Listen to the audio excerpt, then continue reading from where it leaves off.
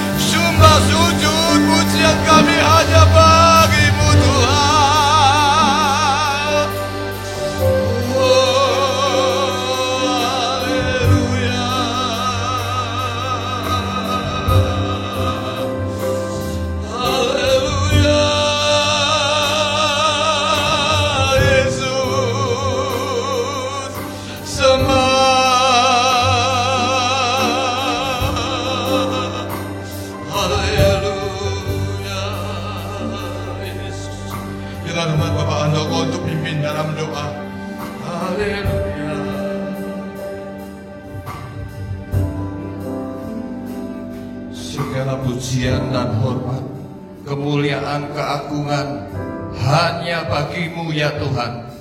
Itulah perkara yang harus mewarnai jiwa dan hidup kami, mengagungkan satu-satunya Tuhan. Itulah pribadi Allah yang hidup, Allah yang berkuasa, Allah yang kami sembah dan kami muliakan di dalam nama Tuhan Yesus. Terima kasih buat pagi hari ini Tuhan. Terima kasih buat kesempatan yang Kau masih anugerahkan bagi kami untuk kami boleh datang berbakti dan beribadah. Mari Bapa, kami serahkan semua para pelayan hamba-hamba yang sudah mempersiapkan diri.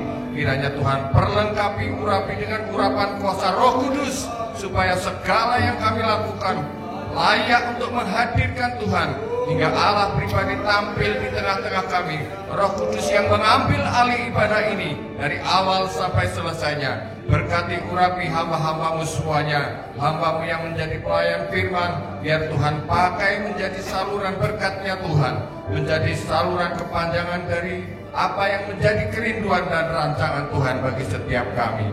Terima kasih. Kami berdoa untuk setiap kami sidang jemaat-Mu.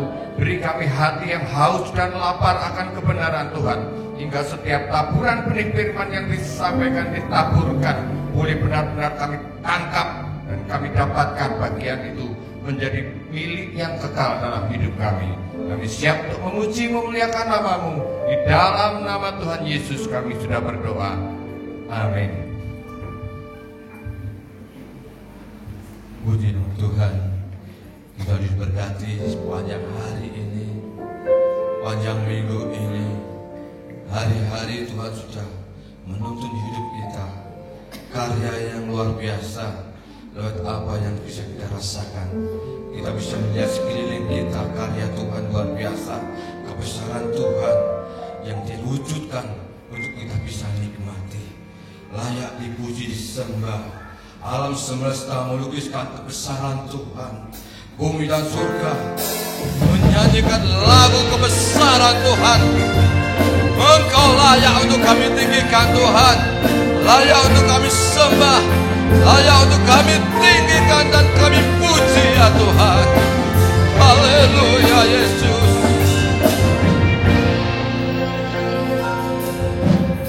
Alam semesta melukiskan kebesaran Tuhan.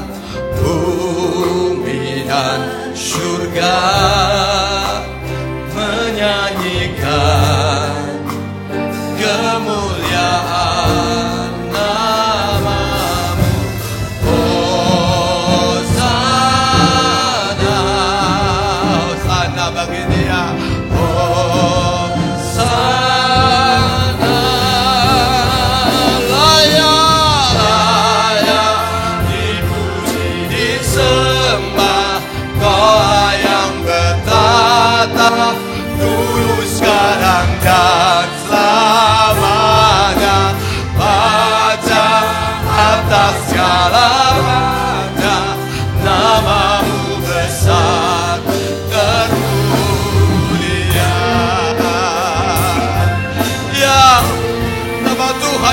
luar biasa besar, layak untuk kita puji, kita sembah. Alam semesta melukiskan kebesaran Tuhan. Alam semesta melukiskan kebesaran Tuhan. Bumi dan surga menyanyikan kemuliaan nama. Katakan Hosana, Hosana, Hosana. Engkau layak Tuhan, layak dipuji, disembah. Kau yang bertata dulu, sekarang dan selamanya. Raja atas segala raja, namamu besar terpuji. Layak, oh layak dipuji, disembah. Kau yang bertata dulu, sekarang dan selamanya. Kami sembah Engkau Raja di atas segala raja, atas segala raja, namamu besar termulia. Hanya Kau Tuhan yang layak untuk kami tinggikan, hanya Kau Tuhan yang layak untuk kami sembah. Engkaulah Raja di atas segala raja, kuasa-Mu tak terbatas Tuhan. Hosana bagi Engkau, Hosana bagi Raja. Haleluya Tuhan, Engkau aku sembah Tuhan. Katakan bersama-sama Hosana, Hosana, Hosana Tuhan, Hosana, Hosana Tuhan, Hosana,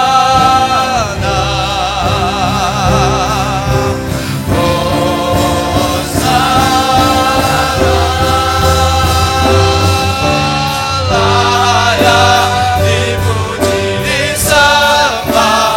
Kau yang bertata dulu, sekarang dan selamanya. Raja atas segala raja, namamu besar termulia. Raja atas segala raja, yang bertata dulu, sekarang sampai selama-lamanya.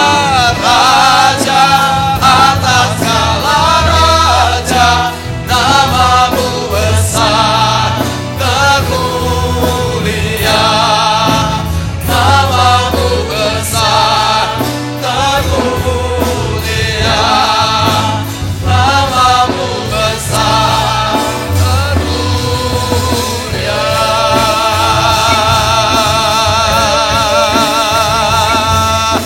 Haleluya Tuhan. Oh luar biasa Kau Tuhan.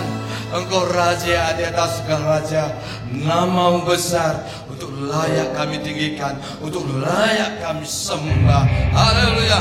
Sebab Tuhan maha besar dan layak dipuji. Mari saudaraku kita bangkit berdiri dan nyanyikan penuh sukacita. Haleluya.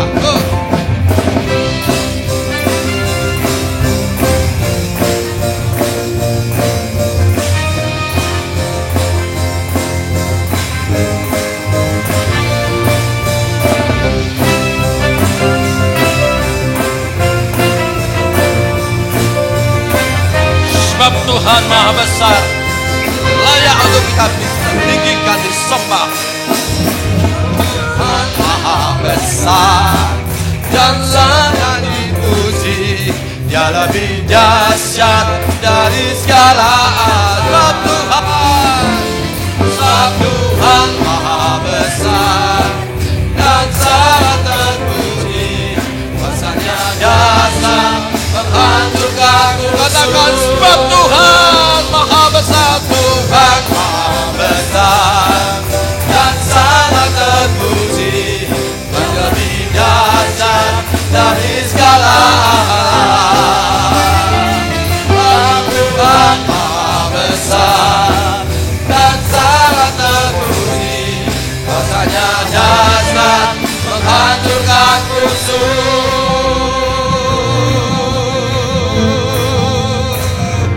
Ceritakanlah kemuliaan Tuhan yang kita alami sehari lepas ke hari untuk memuliakan Tuhan sebagai saksi buat Tuhan. Ceritakanlah kemuliaannya di antara segala bangsa dan perbuatannya yang sungguh ajaib di antara sebab Tuhan maha besar, sebab Tuhan maha besar dan sangat terpuji, yang lebih dahsyat dari segala alam. Sebab Tuhan maha besar dan sangat terpuji, kuasanya dahsyat menghancurkan musuh. Ceritakanlah kemuliaan Tuhan, kedahsyatan Tuhan bagi hidup kita. Haleluya Tuhan.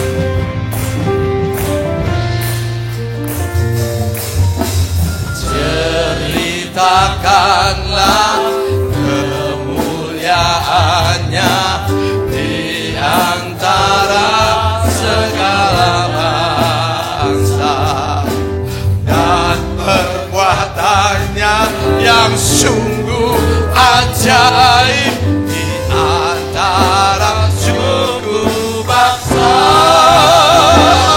Sebab Tuhan maha besar dan sangat terpuji, lebih dahsyat dari segala alam. Sebab Tuhan maha besar dan sangat terpuji, kuasanya dahsyat menghancurkan musuh.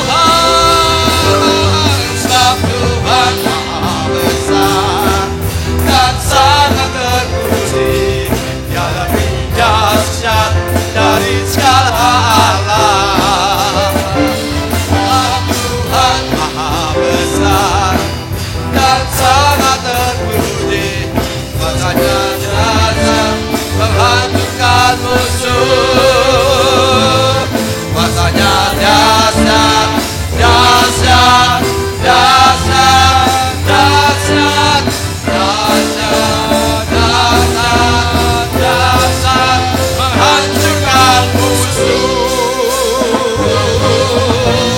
Haleluya. Kita tetap tinggal berdiri. Dahsyat kuasanya Tuhan menghancurkan musuh, menghancurkan segala berhala dalam hidup kita. Haleluya. Tuhan Raja Maha Besar sambutkan kita pertolongan demi pertolongan. Haleluya.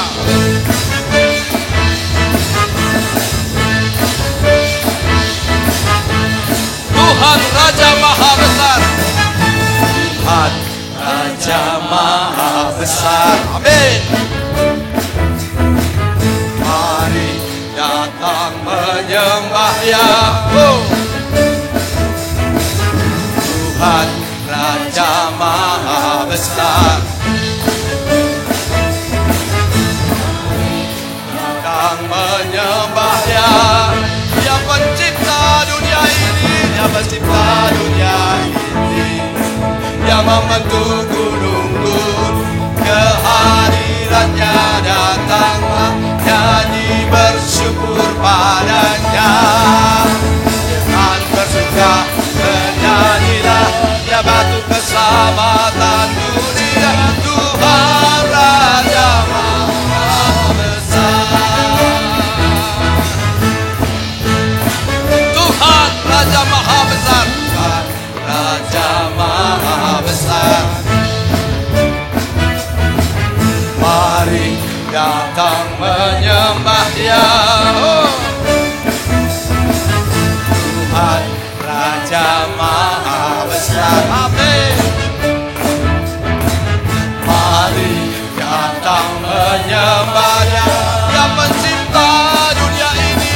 Dia pencipta dunia ini, Dia membentuk gunung-gunung.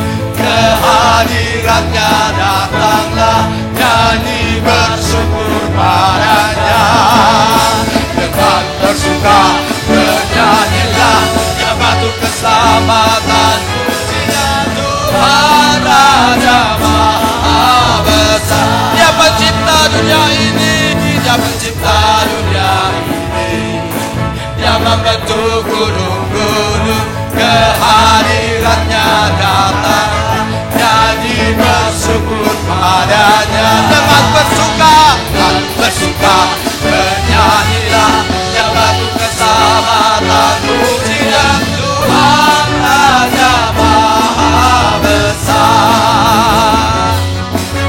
Tuhan Raja Maha, Tuhan Raja Maha, Tuhan Raja Maha Besar. Katakan besar, besar, besar bagi Tuhan. Besar, beri kemuliaan buat Tuhan kita yang besar.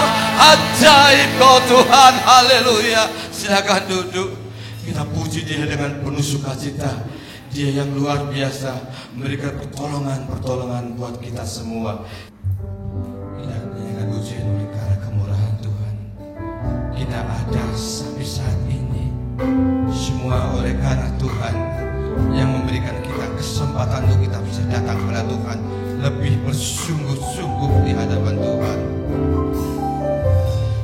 Oleh karena kemurahan Tuhan, ku ada sampai hari ini. Oleh karena kebaikan Tuhan, janji-Mu terjadilah. Ku sembah Kau Tuhan, ku sembah Kau Tuhan, ku mengangkat tanganku. Selamanya Kau ajaib bagiku. Ku sembah Kau Tuhan, ku sembah Kau Tuhan, ku mengangkat tanganku. Selamanya Kau hebat bagiku. Mari kita bangkit berdiri saudaraku. Oleh karena kebaikan kemurahan Tuhan, oleh karena kemurahan Tuhan, ku ada sampai hari ini. Oleh karena kebaikan Tuhan, janji Tuhan terjadi bagi kita. Ku sembah Kau Tuhan, ku sembah Kau Tuhan, ku mengangkat tanganku.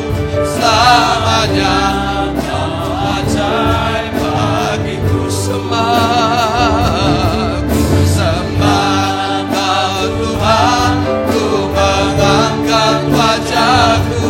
Selamanya Kau hebat bagiku. Sembah, ku sembah Kau Tuhan, ku mengangkat tanganku. Selamanya Kau ajaib bagiku. Sembah, ku sembah Kau Tuhan, ku mengangkat tanganku. Selamanya Kau ajaib bagiku. Selamanya, selamanya Kau hebat.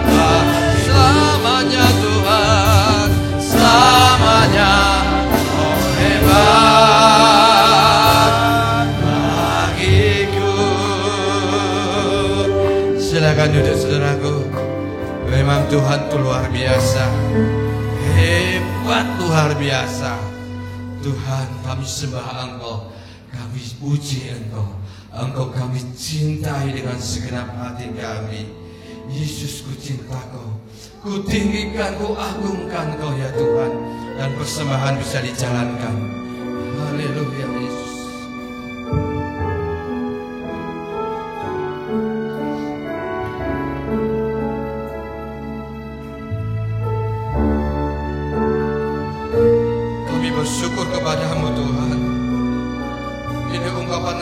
cinta kami kepadamu Tuhan.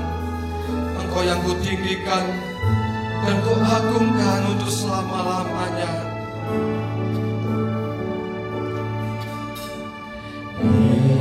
Yesus, ku cintakan, ku tinggikan, ku agungkan. Aku kan memujimu, baik di dalam suka dan Yesus ku cintakan, ku agungkan, ku tinggikan kau Tuhan. Yesus, ku cintakan, ku tinggikan, ku agungkan. Aku kan memujimu, baik di dalam suka dan sebab hanya Engkau yang layak Tuhan. Engkau layak terima pujian, sebab Kau layak terima pujian, sebab Kau layak ku agungkan. Yesus, Raja di atas segala raja. Mari saudara, untuk kita bangkit berdiri, katakan dengan segenap hati, aku mencintaimu Tuhan. Aku memuji, aku menyembah, aku mengagungkan Engkau Tuhan. Yesus, ku cinta Kau, ku cinta Kau, ku tinggikan, ku agungkan. Aku kan memujimu, aku kan memuji, baik di dalam suka dan juga hidup kami. Suka, sebab hanya Engkau yang layak, sebab Kau layak terima pujian, sebab Kau layak terima pujian, sebab Kau layak ku agungkan. Yesus, Raja di atas segala raja. Engkau layak terima pujian, sebab Kau layak terima pujian, sebab Kau layak ku agungkan. Yesus, Raja di atas segala raja.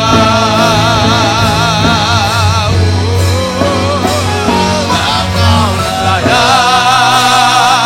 terima pujian,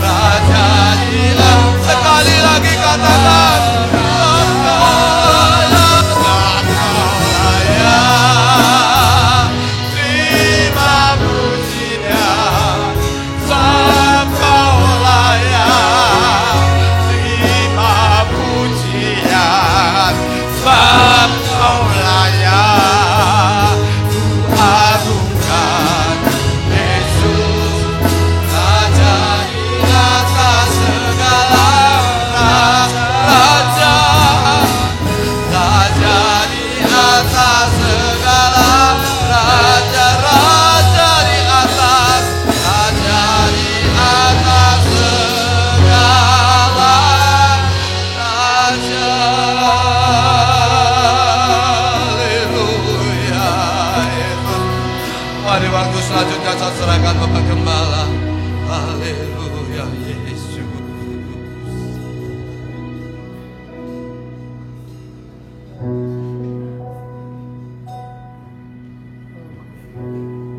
Bapa di dalam surga,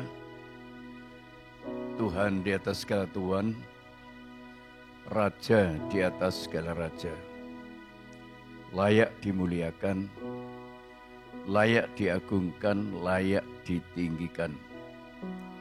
Satu-satunya Tuhan yang patut kami sembah, kami agungkan, kami muliakan.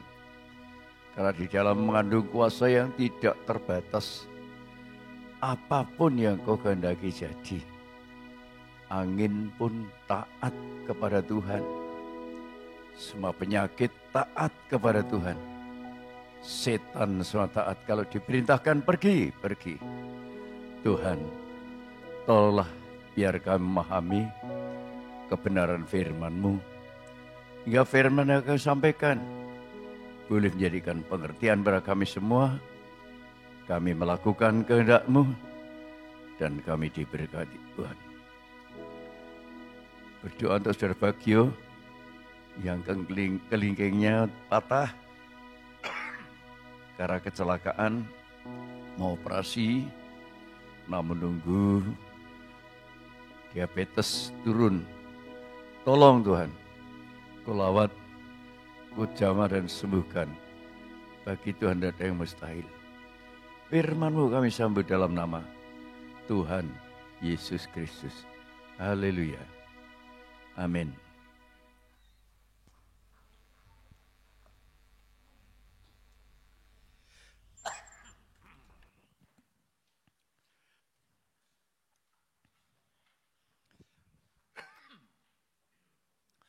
Saya ucapkan selamat pagi, shalom. Puji Tuhan, saudara yang dikasihi Tuhan.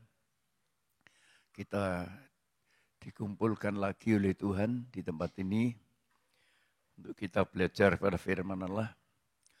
Karena firman Allah itu mengandung kuasa yang tak terbatas. Ya, apapun yang dikatakan Tuhan jadi. Apapun. Jadi kalau saya dan saudara paham firman, mematuhi firman, apa yang menjadi doa kita dijawab. Sampai kepada menghadapi satu masalah yang besar, badai, gelombang, angin tofan, patuh kepada Tuhan. Badai, angin tofan, gelombang, itu gambaran ujian iman. Apakah kita tidak bimbang dengan apa yang terjadi dalam diri kita dan kemana kita harus minta pertolongan. Peristiwa yang dialami oleh Petrus ketika dia ditinggalkan oleh Tuhan naik perahu, diombang-ambingkan oleh perahu. Jam 3 Yesus berjalan di atas air. Dan Yesus dianggap hantu yang menakutkan. Seringkali firman itu menakutkan. Mau melakukan itu takut. Takut ini, takut itu, takut berbagai-bagai macam hal. Seringkali sadar atau tidak, firman Allah dianggap hantu. Tapi Tuhan berkata, aku ini. Kalau memang engkau, kata Petrus, suruh aku berjalan di atas air, silahkan. Berjalan. Ternyata tengah-tengah perjalanan ini. Belum sampai tujuan. Banyak orang tenggelam di tengah-tengah perjalanan. Dalam bentuk apapun, tapi masih berkata, Tuhan tolong saya. Ayo kita baca saja. Ayatnya kita baca dalam Matius 14, ayat 22 sampai 32. Matius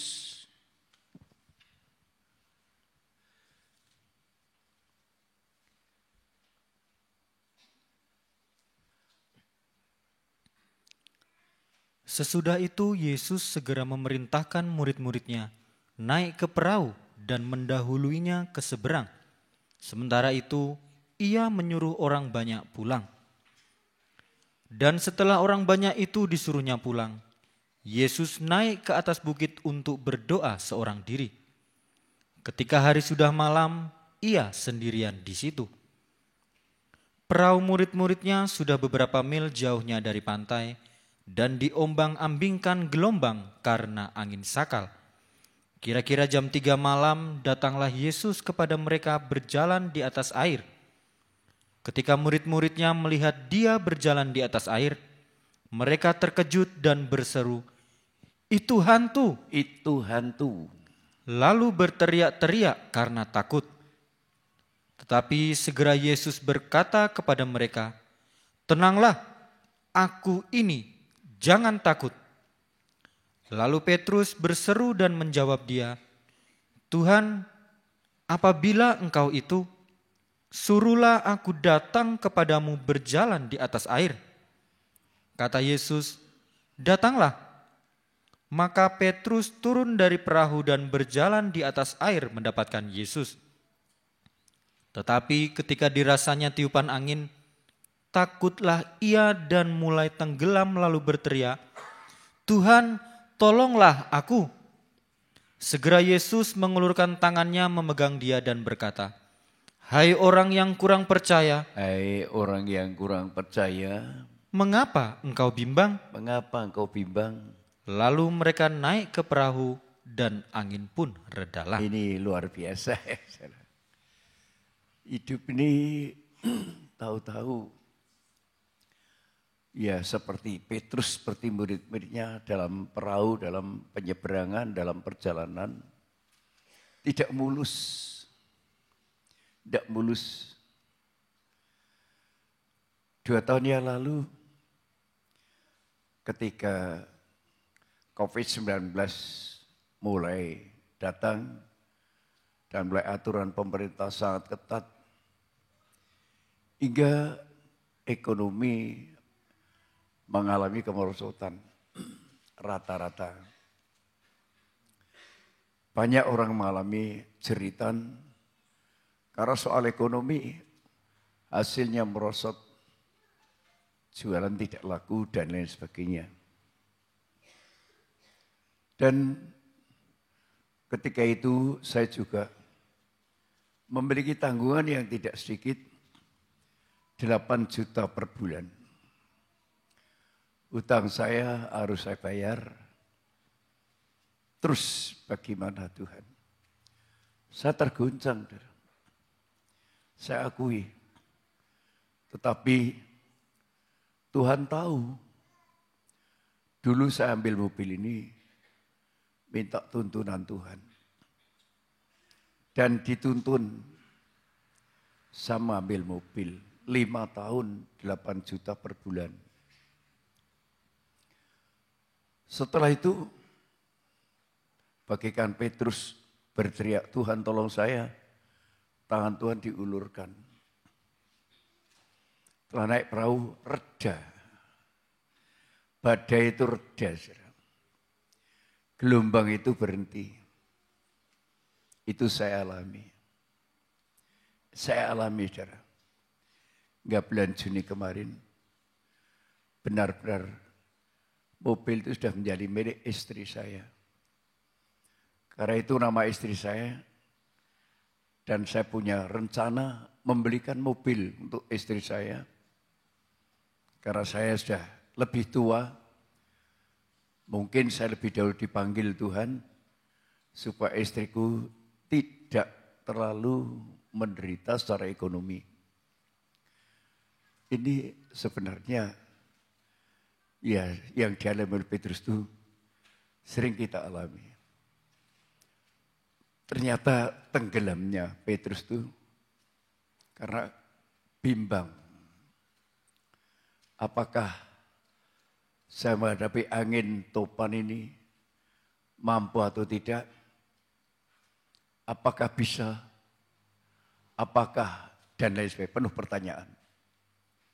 Ya saudara, seperti banyak seorang gembala ketika diedarkan kolekte, mereka tidak membayar karena pikirannya itu kan untuk saya. Pikirannya. Padahal seorang gembala, seorang pendeta itu hanya diberi hak. Itu pemberian Tuhan. Tapi tidak ikut kolekte. Banyak sudah. Dan hasilnya bagaimana? Saya melihat fakta itu. Tapi saya bukan sombong. Saya diberkati besar. Saya berbuat makin besar. Kenyataannya. Kalau saya tidak melakukan itu kata Tuhan. Hai orang kurang percaya. Kenapa kamu bimbang? Ya hati-hati nih saudara.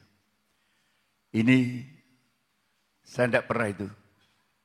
Seperti peti untuk sosial keluar itu. Saya tidak kelihatan memasukkan. Tapi karena peti dalam gereja, saya memasukkan.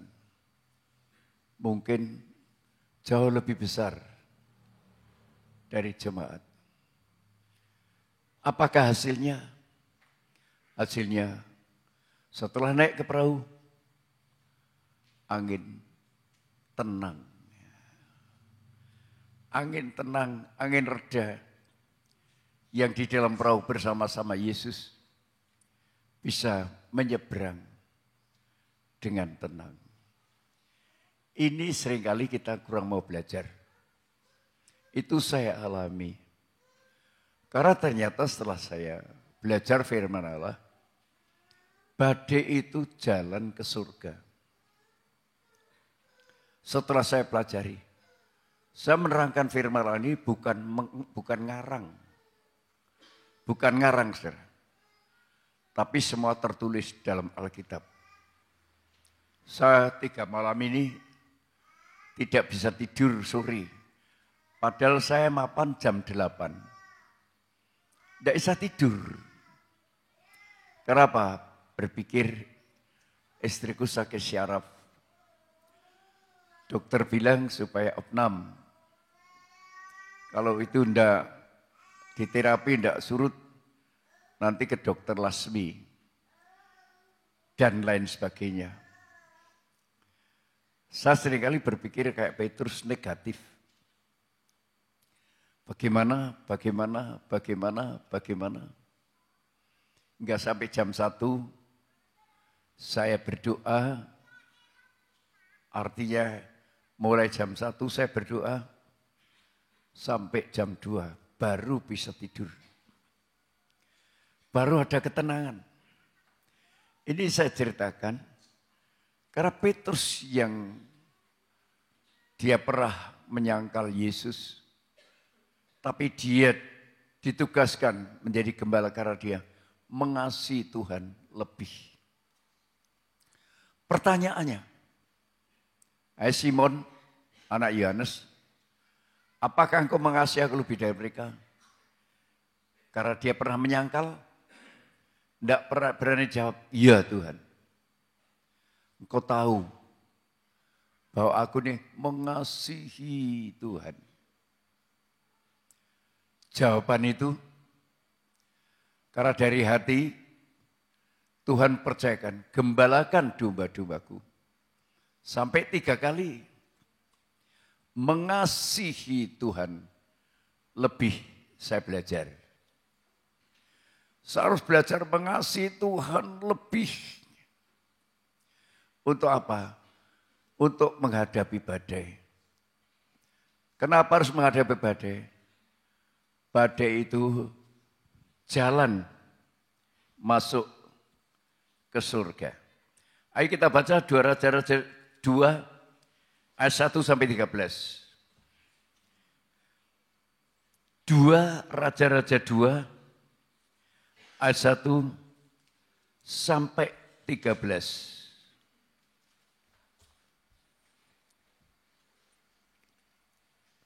Menjelang saatnya Tuhan hendak menaikkan Elia ke surga dalam angin badai. Elia dan Elisa sedang berjalan dari Gilgal. Berkatalah Elia kepada Elisa, "Baiklah tinggal di sini, sebab Tuhan menyuruh aku ke Betel." Tetapi Elisa menjawab, "Demi Tuhan yang hidup dan demi hidupmu sendiri, sesungguhnya aku tidak akan meninggalkan engkau." Lalu pergilah mereka ke Betel. Ini Elisa ini gambaran gereja Tuhan. Bagaimana kepatuhan ketaatannya kepada Elia? Bagaimana ketaatan kepatuhan kita kepada Tuhan? Kepada firman. Teruskan. Pada waktu itu keluarlah rombongan nabi yang ada di Betel mendapatkan Elisa. Lalu berkatalah mereka kepadanya, "Sudahkah engkau tahu bahwa pada hari ini tuanmu akan diambil daripadamu oleh Tuhan terangkat ke surga?" Jawabnya, "Aku juga tahu, diamlah." Ya. Berkatalah Elia kepadanya, "Hai Elisa, baiklah tinggal di sini, sebab Tuhan menyuruh aku ke Yeriko." Tetapi jawabnya, "Demi Tuhan yang hidup dan demi hidupmu sendiri, sesungguhnya aku tidak akan meninggalkan engkau." Lalu sampailah mereka di Yeriko. Ini lengketnya Elisa karo Elia. Ini lengketnya gereja dengan firman. Lengketnya gereja dengan Tuhan. Ini contoh, saudara. Jadi nanti kita bisa mengambil keputusan dalam diri kita sendiri. Mau kemana kita ini? Mau kemana? Keputusanmu itu. Terus kan? Pada waktu itu mendekatlah rombongan nabi yang ada di Yeriko kepada Elisa, serta berkata kepadanya, "Sudahkah engkau tahu bahwa pada hari ini tuanmu akan diambil daripadamu oleh Tuhan terangkat ke surga?" Jawabnya, "Aku juga tahu, diamlah." Berkatalah Elia kepadanya, "Baiklah tinggal di sini, sebab Tuhan menyuruh aku ke sungai Yordan." Jawabnya, "Demi Tuhan yang hidup dan demi hidupmu sendiri, sesungguhnya aku tidak akan meninggalkan engkau." Lalu berjalanlah keduanya. 50 orang dari rombongan nabi itu ikut berjalan, tetapi mereka berdiri memandang dari jauh ketika keduanya berdiri di tepi sungai Yordan. Lalu Elia mengambil jubahnya, digulungnya, dipukulkannya ke atas air itu. Maka terbagilah air itu ke sebelah sini dan ke sebelah sana, sehingga menyeberanglah keduanya dengan berjalan di tanah yang kering. Dan sesudah mereka sampai di seberang, berkatalah Elia kepada Elisa, "Mintalah apa yang hendak kulakukan kepadamu sebelum aku terangkat daripadamu." Jawab Elisa, "Biarlah kiranya aku mendapat 2 bagian dari rohmu." Berkatalah Elia, "Yang kau minta itu adalah sukar." Yang kau minta itu adalah sukar. Minta kuasa Allah turun itu sukar. Sangat sukar, tidak gampang. Teruskan. "Tetapi jika engkau dapat melihat aku terangkat daripadamu, akan terjadilah kepadamu seperti yang demikian." Harus melihat Elia diangkat berarti Elisa harus patuh, harus taat, tidak peduli kata orang, tidak peduli kata nabi, tidak peduli kata anak, tidak peduli kata orang tua, tidak peduli terus. Dan jika tidak akan terjadi. Sedang mereka berjalan terus sambil berkata-kata, tiba-tiba datanglah kereta berapi dengan kuda berapi memisahkan keduanya. Lalu naiklah Elia ke surga dalam angin badai. Naiklah Elia ke surga dalam angin badai. Surga itu melewati badai. Garis bawahi ya, supaya jemaat paham. Naik surga itu melewati badai. Bukan melewati angin sepoi-sepoi. Bukan yang nyaman. Bukan yang enak. Bukan semaunya sendiri. Tidak, melewati badai. Teruskan. Ketika Elisa melihat itu, maka berteriaklah ia, "Bapakku, Bapakku, kereta Israel dan orang-orangnya yang berkuda." Kemudian tidak dilihatnya lagi, lalu direnggutkannya pakaiannya dan dikoyakkannya menjadi 2 koyakan. Sesudah itu dipungutnya jubah Elia yang terjatuh, lalu ia berjalan hendak pulang dan berdiri di tepi sungai Yordan. Yang diminta Elisa 2 rohnya Elia. Yang terbukti dia lihat, dia terima adalah jubahnya Elia. Jadi ke surga itu melewati api badai. Itu kenapa Tuhan seakan-akan membiarkan murid-muridnya itu melewati badai. Melewati angin topan, memperkenalkan. Supaya murid-murid itu tahu ke surga itu lewat badai. Lewat kesulitan, lewat kesukaran. Ya saudara, siapa yang sudah melewati ini aku tidak tahu. Sudahkah melewati itu dan saudara tidak bimbang? Mengurangi ibadah, mengurangi korban, mengurangi ini, mengurangi itu. Karena bimbang, aku tidak tahu. Ya, kalau saudara mengurangi pul-puluhan aku tahu. Karena lewat saya. Kalau saudara setia dalam perpuluhan, aku tahu. Karena itu hak saya. Tapi kalau yang lain, aku tidak tahu. Ya saudara. Maka sekarang saudara jawab kepada Tuhan.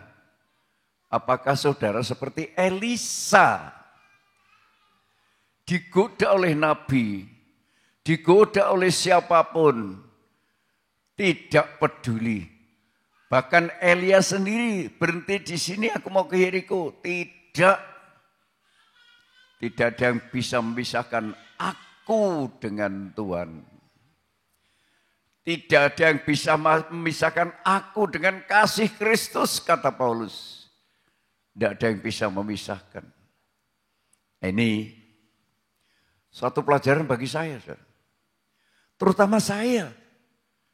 Saya mengajak jemaat begini-begitu, saya dalam kebohongan.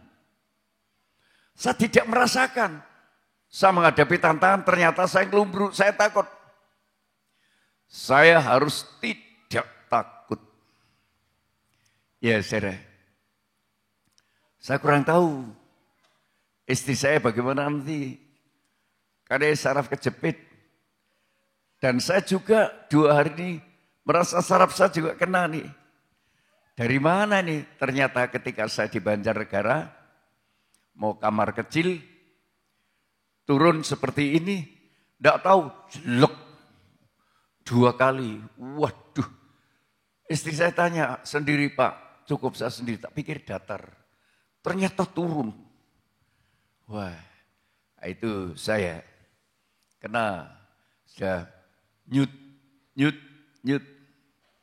Tapi saya biasanya minum sarang semut. Istri saya tidak mau karena mah katanya. Saya dulu saraf kejepit minum sarang semut. Ya kalau saya minum itu sudah 2 hari ini. 3 kali, 4 kali. Oh baru 2 kali. 3 kali siang nanti, 4 kali nanti sore. Rebus lagi. Mudah-mudahan sembuh. Tidak saya tidur, sini sakit. Ya sir, wah. Lalu saya ngobrol dengan adik saya, itu memang orang tua Pak Di. Memang oh ya wis. Dokter bilang jantungku ada lemak. Ya. Terus gimana dokter? Usia Pak. Oh ya sudah. Kalau sudah usia mau apa? Minta umur panjang. Setelah panjang umur banyak penderitaan bingung. Ini kan membingungkan Tuhan. Kalau Tuhan seperti saya, anaknya minta ini dituruti, minta dituruti. Tapi akhirnya kan membingungkan orang tua. Sama Tuhan. Minta umur panjang, tapi memang harus lewat penderitaan. Ternyata tidak senang. Kenapa jubah turun ya? Apa jubah itu menurut kegenapan yang dikerjakan oleh Tuhan? Apa itu? Supaya saudara tidak sekedar gitu loh. Jadi orang Kristen sekedar ke gereja, sekedar ya keluar masuk, tidak dengarkan firman Allah. Untuk apa saudara? Ya untuk apa itu? Kalau saudara perhatikan dengan seksama, dengan sungguh-sungguh, tidak mau melakukan, menghadapi badai tenggelam. Tapi Elia menghadapi badai naik, bahkan api dan badai saudara. Ya. Api dan badai. Dia naik dan tidak kelihatan lagi. Sama dengan Yesus. Ketika dia naik, yang dalam oleh para murid tercengang melihat langit. Ya. Tapi ada perkataan, kenapa kau melihat ke langit? Dia naik surga. Nanti akan turun kembali sama seperti yang kau lihat. Apakah kita bisa taat? Sampai Tuhan datang kali yang kedua, apa bisa taat? Apa mulai bimbang? Apa mulai ragu? Apa mulai juata hati? Apa mulai mendengarkan kata Nabi? Apa mulai mendengarkan kata orang? Itu saudara yang tahu. Tidak ada orang lain yang tahu. Kalau saya benar-benar seperti Elisa, aku mendapatkan jubah. Kuasanya sama.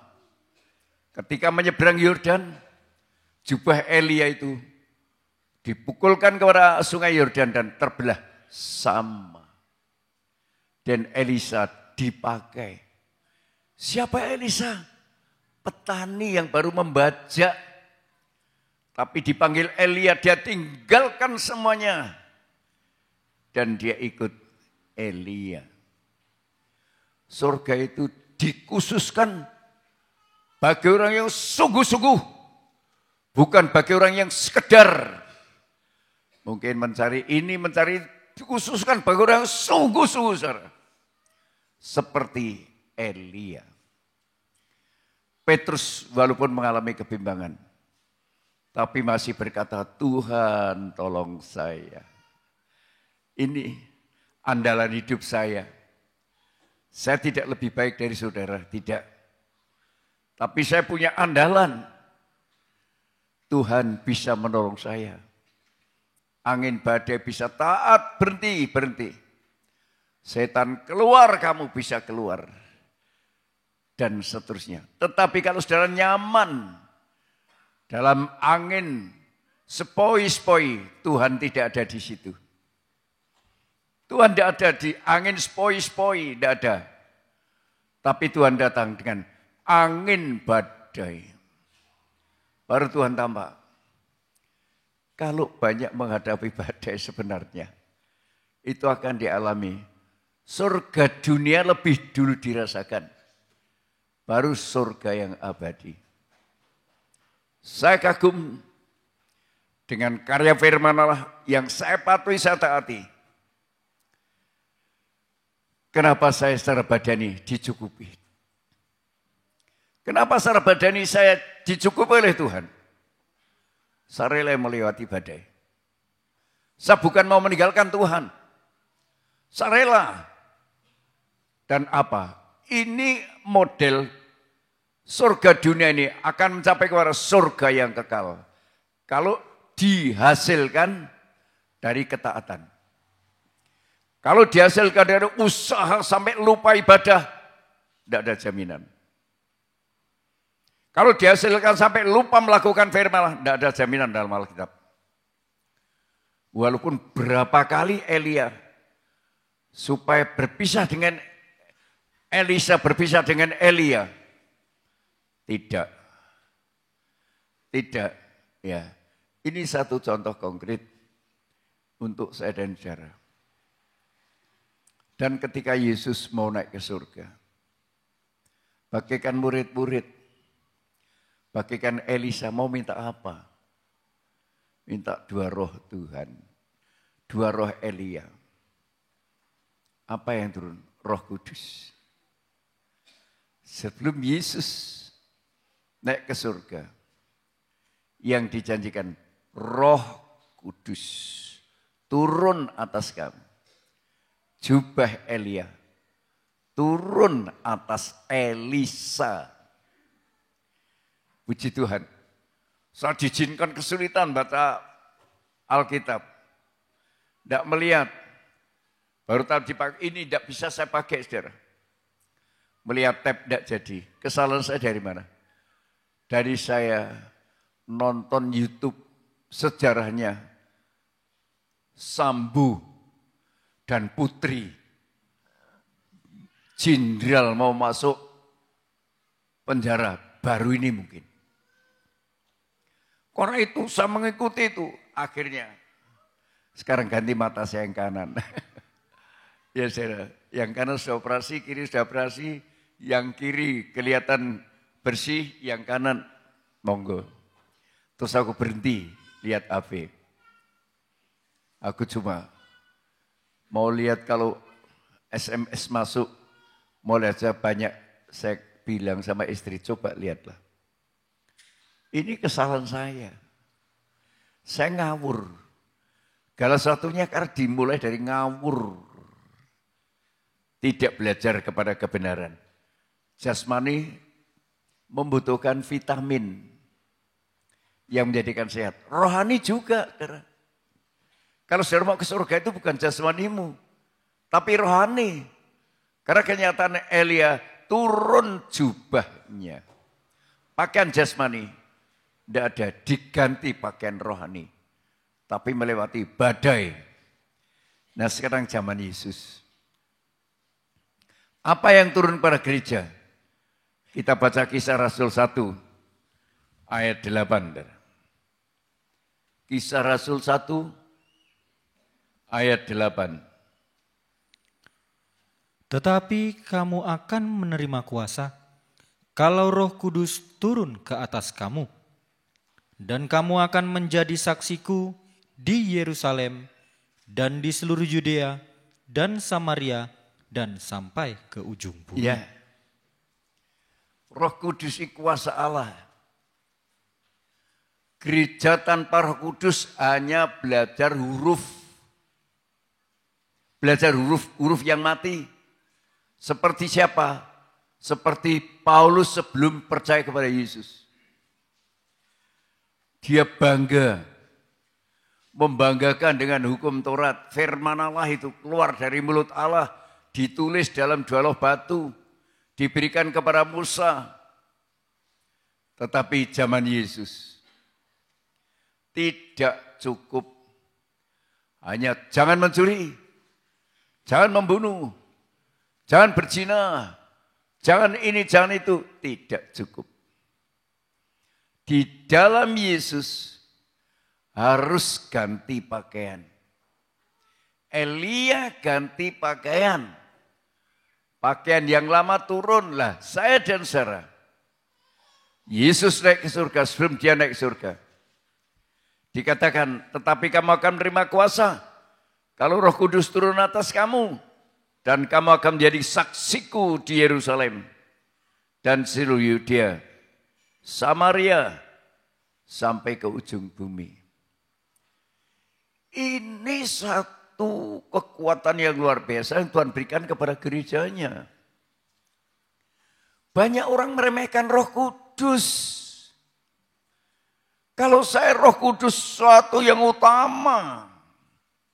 Karena yang akan menuntun saya, saudara. Menghadapi gelombang badai dunia ini. Hanya Roh Kudus yang bisa mengambil keputusan. Ini jalan harus kamu lewati. Ini jalan yang harus kamu tolak. Hanya Roh Kudus. Tapi kalau gereja tidak dipenuhi Roh Kudus.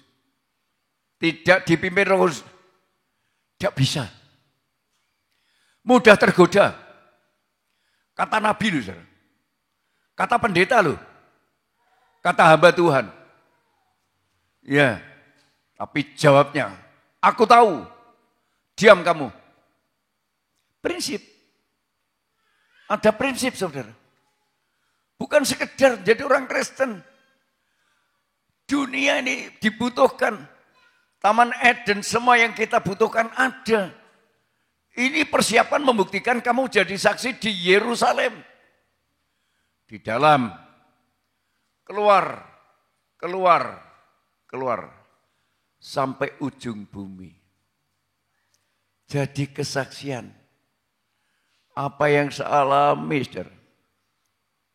Saya dipanggil Tuhan, meninggalkan tempat, dalam satu penderitaan. Kenapa saya dipanggil Tuhan? Lewat kakak saya. Saya percaya kalau Yesusmu bisa menyembuhkan aku ikut Tuhan. Karena aku sudah jadi dukun waktu itu. Silahkan ke gereja. Tak gereja saya mendengar firman Allah. Siapa memerlukan zaman Tuhan maju, saya maju, lari. Saya dijamah rasanya kayak bukan tangan manusia, saudara. Di situ penuh Roh Kudus. Dan itu luar biasa iman saya. Sampai saya dipanggil Tuhan untuk menjadi hambanya. Karena saya cinta keluarga. Perjalanan saya di tengah jalan. Ya, karena uang saya sangat terbatas. Ketemu orang naik kereta api dari Palembang, ketemu di Prabu Mulih. Katanya, Pak, Mas bukan Pak, aku masih lajang. Saya ini punya teman tidak datang, apa Bapak mau ikut saya gratis? Ya, siap, mau. Tetapi itu ketahuan waktu mau naik kapal Tanjung Karang. Setelah dari Tanjung Karang masih bisa sampai di Pulau Gadung waktu itu. Berpisah. Dia tidak bisa melanjutkan karena dianggap ngapusi bukan temannya, dia aku teman. Saya mengorbankan orang yang menolong saya, saudara. Saya langsung ke Pati, tempatnya mas saya.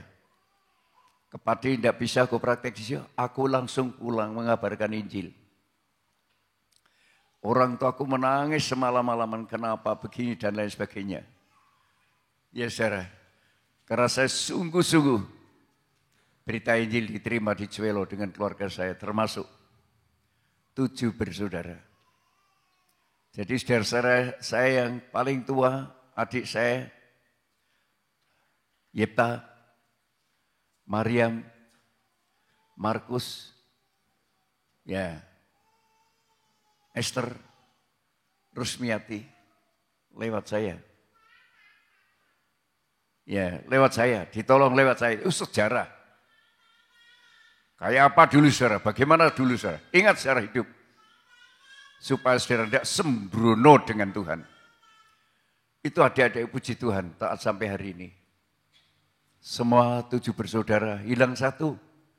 Sulaiman yang dipanggil pulang Tuhan lebih dahulu di Bangka. Sebagai hamba Tuhan. Adiknya Mariam, adiknya Yepta, masih hidup. Dan adik-adikku sekarang masih hidup. Cuelo ratusan jiwa dimenangkan. Ini fakta yang saya dapatkan dari Tuhan. Kalau saya benar-benar dipanggil oleh Tuhan, saya minta tanda Tuhan. Kalau aku bisa menangkan 2-3 orang saja di Sumatera, di Pagaralam, benar-benar aku mau melayani Tuhan. Memenangkan satu keluarga yang jumlahnya 5 orang. Saya berangkat. Saya dari Cuelo langsung ke ngelamar di Klaten, tidak diterima, terus ke Semarang, juga tidak diterima, langsung ke Pemalang, tidak diterima kan sudah ada pengerja, langsung Radu Dongkal, tidak diterima, suruh ke Wonosobo. Saya naik truk dari Radu Dongkal waktu itu, saya tidak bayar, tidak tahu kok, keneknya tidak tahu, tidak narik saya. Puji Tuhan saya. Karena uang saya hampir habis. Sampai Wonosobo naik bis tinggal 50 rupiah. Ya bukan 50 ribu, 50 rupiah. Makan jajan itu 10 rupiah. Kalau di Selomerto. Untuk cukur habis, tidak punya. Kecuali kado-kado dari teman-teman. Memberikan bahan-bahan, gopo bahan. Ya, tidak bisa jahitkan. Akhirnya di Kali Putih sampai saat ini. Sampai tua. Ya saudara, 51 tahun lainnya, aku tidak pernah lemah tentang Yesus. Tidak pernah lemah tentang Yesus, tentang firman. Dituntun masuk dalam pengajaran. Saya fellowship ke Surabaya. Luar biasa. Saya mendapatkan firman KKR kemana-mana. Tuhan tolong. Ini suatu yang luar biasa. Yang tak mungkin bisa jadi kalau bukan bimbingan Tuhan. Inilah Roh Kudus akan tuntun kamu kepada seluruh kebenaran. Dan Yohanes 16:13. Jika Roh Kudus turun atas kamu akan menuntun kamu kepada seluruh kebenaran. Oleh sebab itu kita perlu yang menghalangi masuk surga itu badai. Padahal badai itu jalan ke surga. Ya, kalau saudara sudah banyak menghadapi badai, itulah harus kamu tempuh dengan iman. Yesus bukan mulai bimbang, mulai merosot iman, mulai ragu-ragu. Ya, kamu orang kurang percaya, orang bimbang. Itu Yesus yang mengatakan. Nah sekarang badai, zaman sekarang apa? Zaman Kristus apa? Kita melihat Matius 19 ayat 16 sampai 21.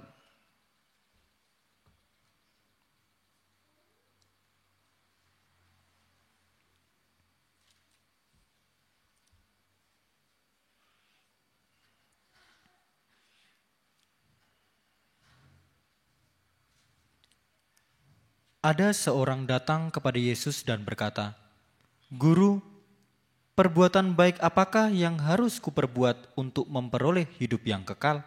Ini pertanyaan ini seperti menguji Yesus. Perbuatan baik apa padahal dia berbuat baik, saudara. Tapi masih menanyakan perbuatan baik apa yang harus kuperbuat untuk memperoleh hidup yang kekal atau memperoleh kerajaan surga. Jawab Yesus, "Apakah sebabnya engkau bertanya kepadaku tentang apa yang baik? Hanya satu yang baik. Tetapi jikalau engkau ingin masuk ke dalam hidup, turutilah segala perintah Allah." Turutilah perintah Allah. Apa itu?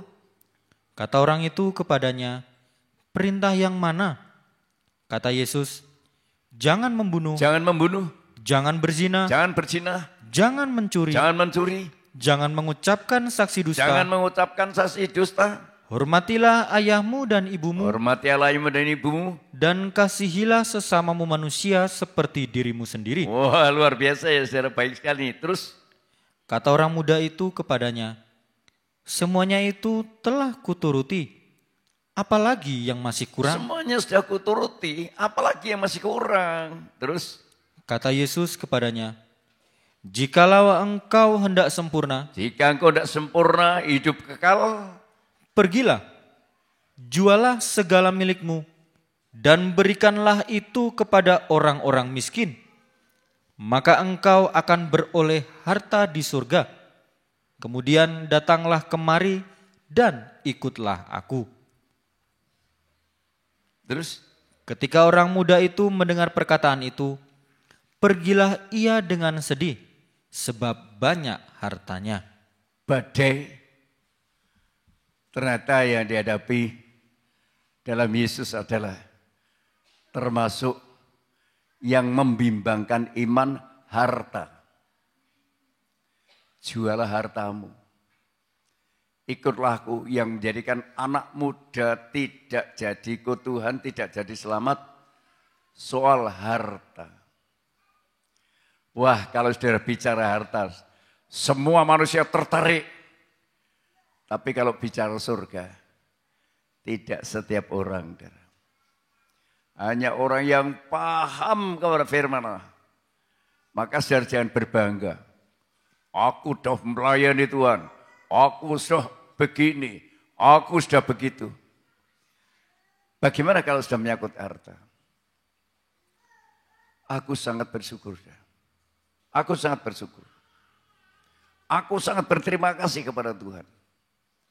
Kok jemaat di sini begitu luar biasa.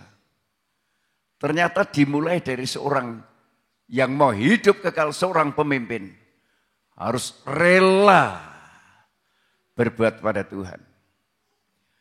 Soal hukum Taurat, dia sejak kecil dididik melakukan hukum Taurat. Sudah melakukan, apa kekurangannya? Untuk jadi sempurna, jual hartamu, jangan terikat dengan sesuatu yang kelihatan. Ikutlah aku. Padahal Tuhan tidak pernah mau berhutang, saudara. Pernah hal ini sampai kepada Abraham. Bawalah anakmu yang tunggal yang kamu kasih untuk menjadi korban obaran. Melakukan perintah Tuhan ini sulit sekali, saudara. Kalau sudah menyangkut keuangan, sulit sekali. Itu badai rohani, saudara. Sulit untuk melakukan itu.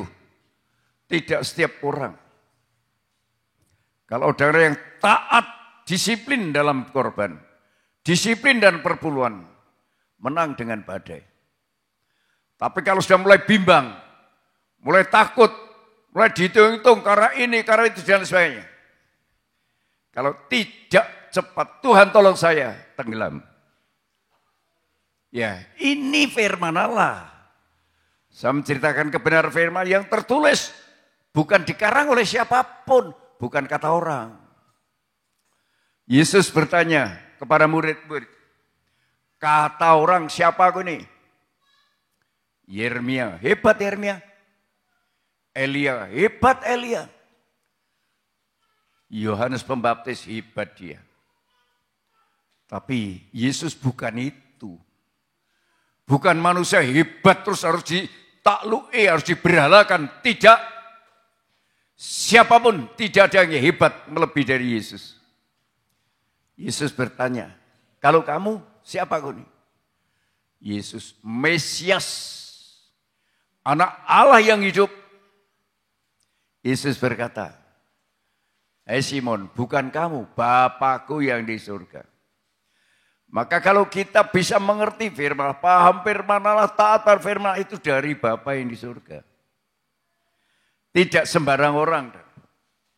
Kalau bisa taat kepada firman Allah, itu dari Bapa yang di surga yang memberitahukan. Di atas batu karang jemaatku kubangun. Hingga Allah maut tidak menguasainya. Allah maut yang membawa kepada kita kebimbangan. Rasa takut, rasa khawatir. Badai itu banyak, badai rohani. Disakiti oleh Pak Timotius, lemah. Disakiti oleh Pak Gembala, lemah. Disakiti oleh Pak Handoko, lemah. Disakiti, badai. Tapi kalau disanjung, oke. Kalau disakiti, badai itu. Jangan main-main kalau berkata, semua baik, semua ada Yesus, ada Tuhan. Hati-hati, saudara.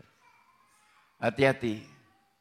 Saudara sungguh-sungguh kayak Elisa. Tidak peduli kata para nabi. Tidak peduli. Jangan ganggu aku. Aku tetap ikut Elia. Ini saya alami keputusan ini. Sejak aku kenal Yesus, aku tidak peduli dengan apapun, siapapun tidak peduli. Ya, aku hanya peduli kepada firman Allah. Aku hanya peduli kepada Roh Kudus. Supaya apa? Aku badai dalam rumah tangga. Masuk rumah tangga belum lama. Pertengkaran luar biasa. Tiap hari bertengkar. Saya punya prinsip. Aku tidak akan takluk kepada istri. Atau istri tidak akan takluk kepada suami. Hanya takluk kepada Tuhan. Kalau itu yang terjadi, ya saudara, badai hilang. Sekarang saya merasakan nikah yang luar biasa. Saya merasakan sesuatu yang luar biasa. Itu dalam ketenteraman. Dalam kedamaian. Pertengkaran dahsyat, itu badai, saudara. Tapi aku tidak peduli. Karena aku punya prinsip firman Allah.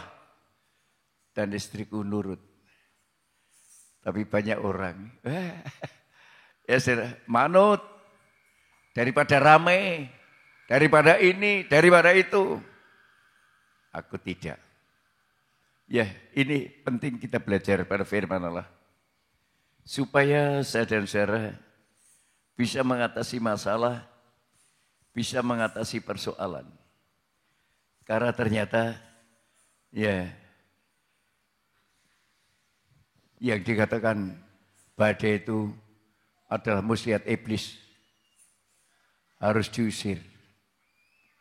Ketika Petrus dipegang tangannya, naik ke perahu, masuk dalam berita keselamatan. Tenang. Perahu keselamatan zaman Nuh. Setelah masuk perahu, semua keluarga, ya angin topan atau banjir air bah datang. Menghukum yang di luar. Tapi yang di dalam selamat. Sebenarnya dalam Tuhan apapun yang membimbangkan kita. Tidak boleh kita gubris. Apapun. Dalam nama Yesus. Dalam nama Yesus. Pasti menang. Pasti sudah. Itu saya yakin. Ya, aku tidak main-main dengan Yesus. Jadi walaupun seperti apapun, tidak. Itu saya membuktikan. Maka istri yang sudah kuat imannya, jangan tergoda oleh apapun. Bawalah suamimu dalam iman. Bawalah istrimu dalam iman. Yang harus sungguh-sungguh. Tidak boleh kita terkacaukan. Kalau kita sungguh-sungguh, wah, luar biasa. Ayo kita baca. Matius 16. Ada 1-26.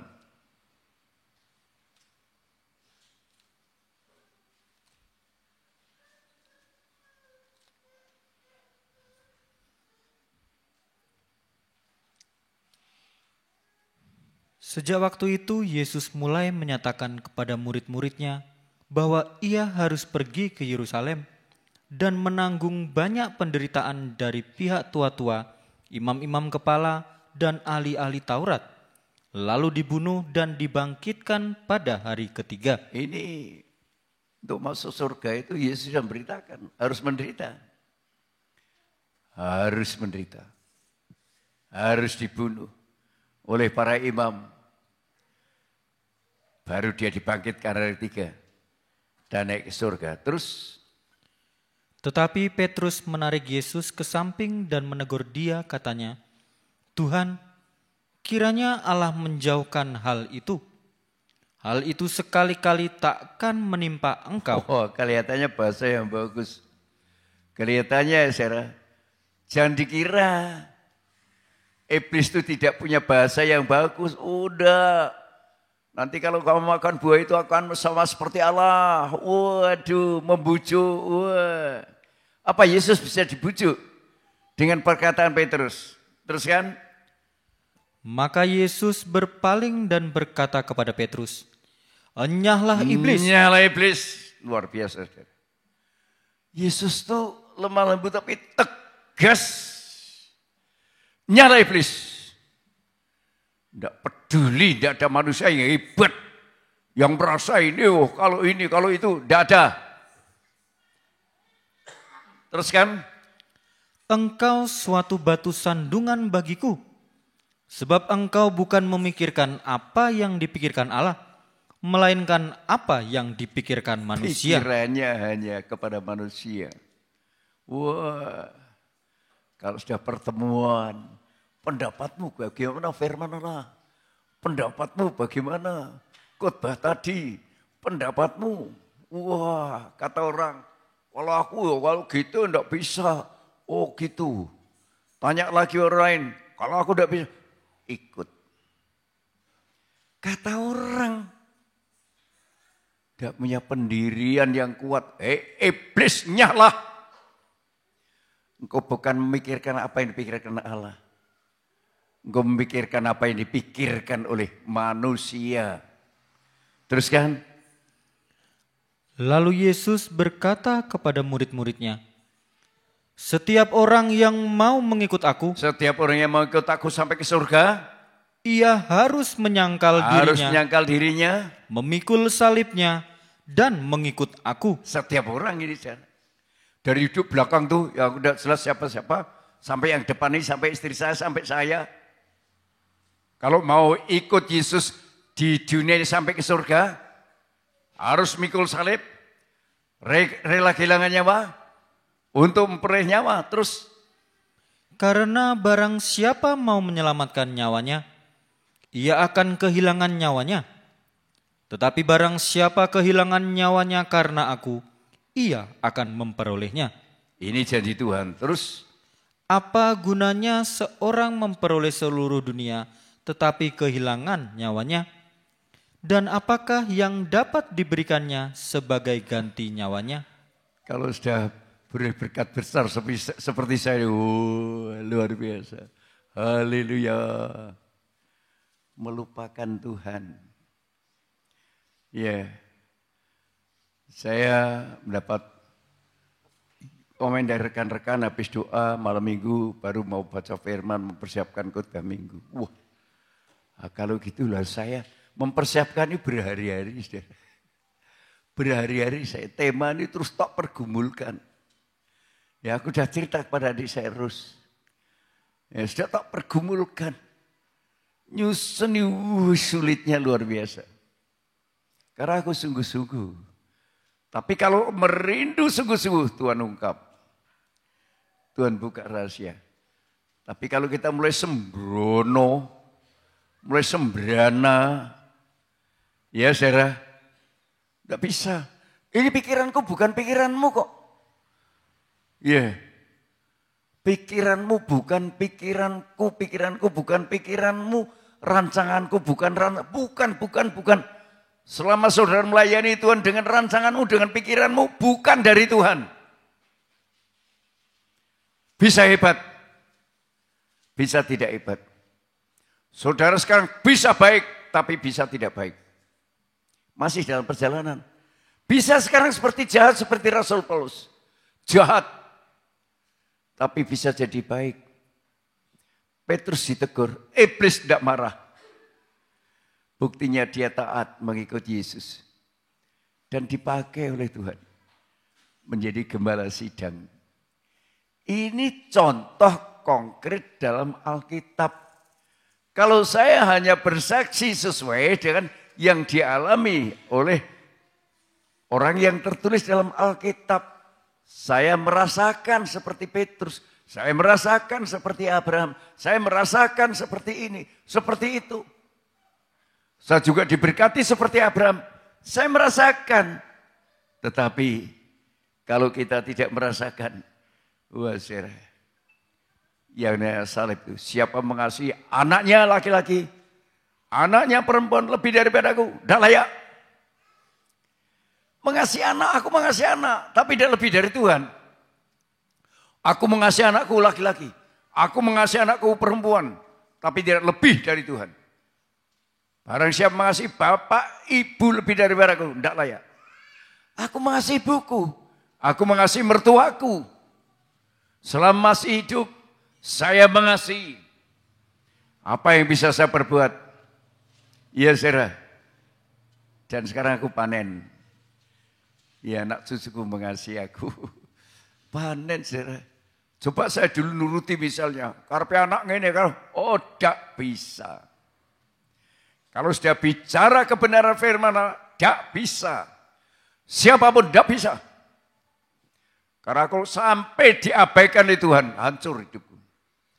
Tapi kalau aku masih diperhatikan Tuhan, wah kayak Elia. Dengan janda satu dan anak kecil. Yang hanya punya tepung segenggam minyak sedikit. Elia hidup. Janda Sarfat hidup. Dua-duanya hidup. Karena Elia tegas kata firman Allah. Gandum dan minyak tidak akan habis. Kalau kamu memberi aku lebih dahulu. baru kamu dan anakmu. Kalau ini dilakukan oleh sidang jemaat kayak janda syafat, mengalir. Aku sudah melihat fakta bagi jemaat di tempat ini. Si A, si B, si C, dan lain sebagainya. Aku melihat kalau sikapnya mengutamakan itu lebih dari anak laki, anak perempuan, itu salib. Kalau sudah hal itu mengabaikan, wah anak kok yo, putu kok yo, ini mengasihi anak, siapa tidak mengasihi anak? Aku mengasihi ibunya Jeffrey, aku mengasihi Denny, aku mengasihi Juk, aku mengasihi mantu-mantuku, aku mengasihi cucu-cucuku. Tetapi jangan lebih dari Tuhan. Tuhan di atas segala-galanya. Nyawa, siapa rela kehilangan nyawa? Mendapat nyawa. Tapi kalau sudah mulai dalih, wah anak kok yo, ini kok yo, itu kok yo, sudah. Tamat kami. Iblis, kamu sudah dibujuk dan dikalahkan oleh iblis. Tapi kalau bisa menentang seperti iblis kamu hanya memikirkan yang dipikirkan manusia. Bukan memikirkan yang dipikirkan Allah. Orang yang menolak salib itu dari iblis. Jadi kalau saudara menolak penderitaan, menolak badai, menolak angin topan, itu dari iblis. Tapi kalau sudah mau terima apapun, saya menerima apapun. Monggo Tuhan, aku sudah usia sekian, monggo. Mau apa? Tapi kadang berpikir jelek aku. Aku ini biasa manja, saudara. Ibu, apa-apa ibu, apa-apa ibu. Betul. Susu, ibu. Kayak susu, kayak apa, semua apa. Dia. Tapi dia setelah gini. Aduh, ya saya tak terima. Saya bisa. Ini yang saya rasakan. Tidak boleh karena istri begitu, terus ikuti karena salah. Tidak boleh suami begini, ikuti karena salah. Tidak boleh. Saya tidak melakukan hal itu. Kepada siapapun. Tapi cucuku dari Jakarta bilang, biar Lintang yang masak. Wah saya senang. Saya senang saya. Ibu bisa terima, makan enak. Wah ini cara Tuhan. Itu cara Tuhan. Bukan pikiran manusia. Saya sedang berpikir pikiran manusia. Seperti Petrus. Yang dipikirkan Allah. Bukan yang dipikirkan manusia. Yang dipikirkan manusia itu ingin senang. Menolak salib. Menolak penderitaan. Menolak korban. Menolak ini. Menolak itu. Wah rasanya bangga. Wih enak saudara. Tahu-tahu. Ya ini. Harus saudara takut pada Tuhan. Saya yang saya takuti Tuhan. Jangan sampai ada dosa terselip dalam diriku. Aku harus benar, kata Pak Timotius. Lewat khotbahnya. Aku harus benar. Karena dalamnya mengandung damai sejahtera. Bukan rusing dalam rumah tangga. Tapi kalau orang sudah meremehkan itu, saudara. Perjalananmu sudah menuju kepada maut. Ayo kita baca 1 Korintus 1. 1 Korintus 1 ayat 18.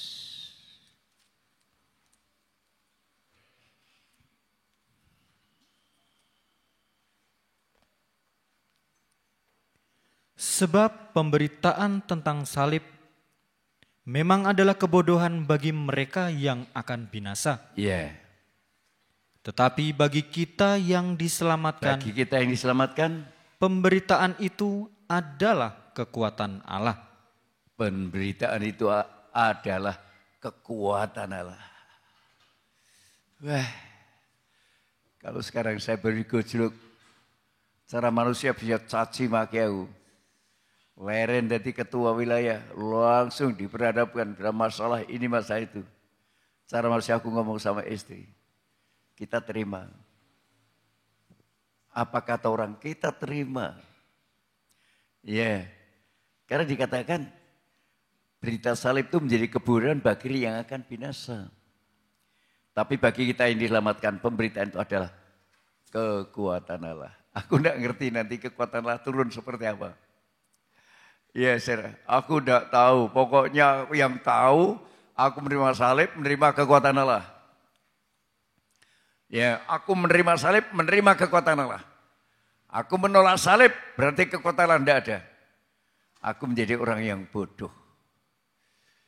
Ini penting secara memahami, karena salib ini sudah dinubuatkan ya. Berita salib, berita sengsara itu sudah dinubuatkan. Ya. Zaman perjanjian lama. Itu tentang perbuatan pemberitaan salib. Ketika bangsa Israel mulai melawan Allah, mulai melawan hamba Tuhan. Tidak ada tuh yang melawan hamba Tuhan. Tidak ada tuh yang melawan Allah. Tidak ada tuh. Ya saudara, waktu itu mulai melawan. Mulai ini. Mulai itu, mulai tidak peduli, mulai untuk apa, dan lain sebagainya. Ular tedung datang. Ular tedung datang, memagut mereka. Setelah banyak yang mati, dipagut ular. Ular gambaran iblis. Dikuasai oleh iblis, menderita sengsara, teraniaya, teriak. Musa, tolong berdoalah. Aku berdosa melawan Allah, melawan engkau, hamba Allah. Musa berdoa. Tuhan tolong. Ya. Apa jawab Tuhan? Buatlah ular tembaga. Bukan kok terus ular tembaga ditiadakan. Ini gambaran iblis. Kalau kita sudah ditolong, yuk. Iblis ditiadakan, oh enggak saudara. Sewaktu-waktu bisa memagut saudara. Ketika kesetiaan awal sudah luar biasa, menggebu-gebu. Bisa sewaktu-waktu saudara, dilemahkan oleh pagutan ular. Maka jangan sombong kalau setia. Jangan sombong kalau masih dipakai Tuhan. Sewaktu-waktu, maka Tuhan memerintahkan pada Musa, buatlah ular tembaga, naikkan gambaran salib. Yesus tanpa salah dihukum karena dosa saya dan saudara. Tembaga bicara hukuman, dihukum karena saya dan saudara. Siapa dipagut ular? Seperti siapa? Petrus bimbang, Petrus ragu-ragu, Petrus takut, tapi memandang Tuhan tolong saya, ditolong. Semuanya dipagut ular, memandang ular tembaga yang dinaikkan atau salib. Walaupun dipagut, tidak mati. Kita lihat ayatnya. Bilangan 21 ayat 9.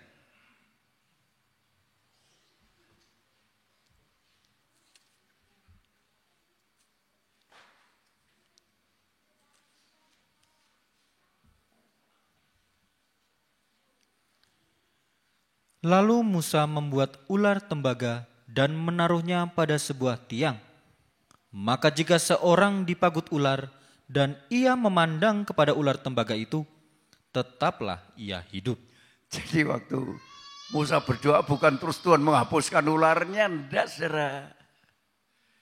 Tuhan membuat ular tembaga yang ditinggikan. Bukan kalau jadi orang Kristen terus hapus dosa. Oh enggak saudara. Lihat perjalananmu. Apa perjalanan menuju kesombongan? Merasa ini, merasa itu. Dan yang tahu Tuhan dan saudara. Saya enggak tahu, saya enggak tahu sama sekali. Tapi Tuhan dan saudara tahu. Saudara melawan Allah. Melawan hamba Allah yang tahu Tuhan dan saudara. Dan Tuhan berikan kesempatan hidup hanya siapa dipagut ular. Siapa berbuat dosa menghargai salib. Minta ampun kepada Tuhan. Menyadari kesalahan. Tuhan tolong saya. Maka Tuhan menolong. Meraih pemain musik. Lagu buat saya.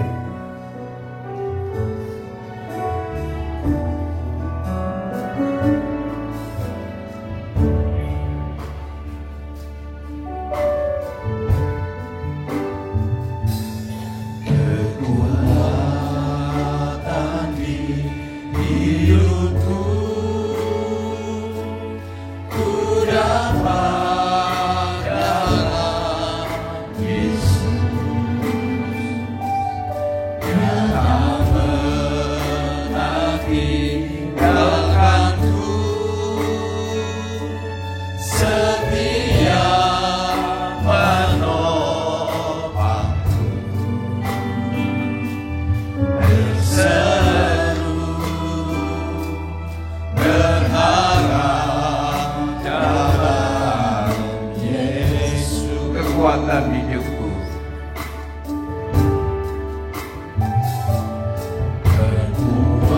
Kekuatan di hidupku dapat dalam Yesus, nyata pernah tinggalkanku, setia. Luar biasa Yesus. Katakan Yesus luar biasa. Kalau saya berkata Yesus luar biasa.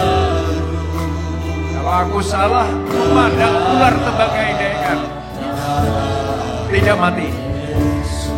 Seberapa besar dosaku, kalau aku mau mengakui Tuhan ampuni, itu keyakinanku. Oh, luar biasa Tuhan. Keadaan mau dipulihkan kembali pada cinta mula-mula. Seluruh hidupku akan goyah selamanya. Kekuatan hidupku. Mari kita bangkit diri. Kekuatan di hidupku. Jangan kalah dengan iblis ya.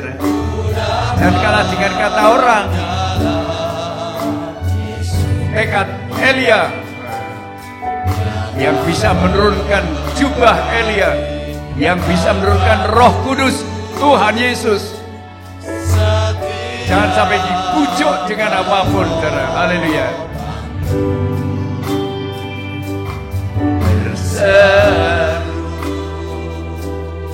Berharap dalam ajaib Tuhan.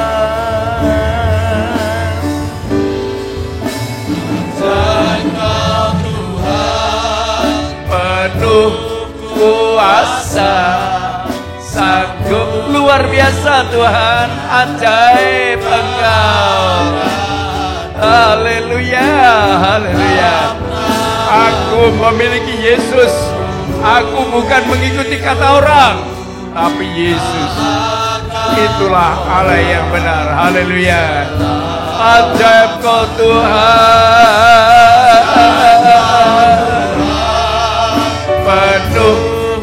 Penuh kuasa, saudara. Penuh kuasa. Bukan setengah, penuh. Oh, haleluya.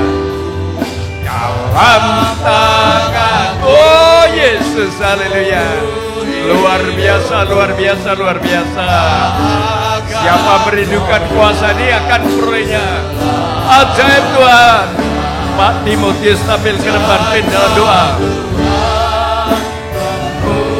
Kuasa sanggup pulihkan keadaanku. Dalam tanganmu seluruh hidupku tak akan goyah, tak akan goyah, tak akan goyah.